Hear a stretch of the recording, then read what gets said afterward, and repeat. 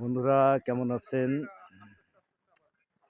দেখতে পাচ্ছেন আমার পিছনে অবস্থা কেমন।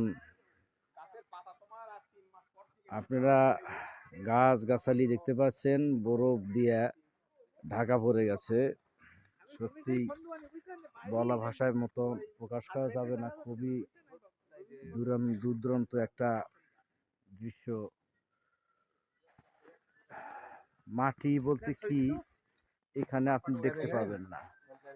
এই মুহূর্তের জন্য মাটি নেই বললেই চলে।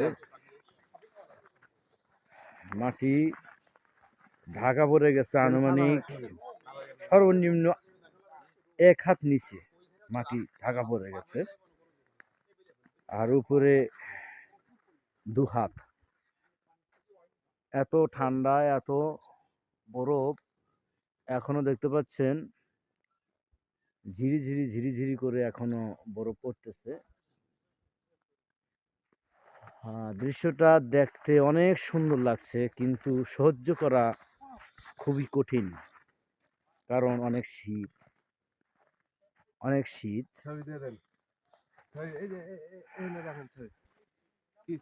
আমরা এই হোস্টেলে থাকি না, বাহিরে যেভাবে ঠান্ডা যেরকম, আমাদের রুমে কিন্তু ঠান্ডা নেই, ওখানে হিটার আছে, হিটারের ব্যবস্থা করা হচ্ছে। তো মোটামুটি হ্যাঁ, এই যে মোটামুটি সকলেই একটু আনন্দ করছি বাহিরে এসে। আসলে বাংলাদেশ থেকে তো এটা আমরা দেখতে পারি না, তো বর্তমানে এটা দেখে একটু অবাকই হলাম আর কি, কারণ এগুলো কখনো দেখা হয়নি। যারা বাংলাদেশি হয়তো তারা জানেন আমাদের দেশে এরকম স্নো পড়ে না। তো আমার এক ভাই আছেন, দেখাচ্ছি। আসসালামু আলাইকুম। খুবই সুন্দর জায়গা, অসাধারণ জায়গা।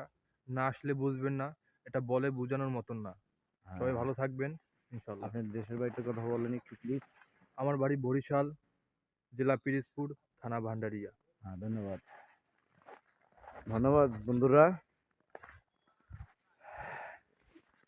আমার জন্য দোয়া করবেন। আমার এখানে অনেক বাংলাদেশি ভাইরা আছে, তাদের জন্য দোয়া করবেন।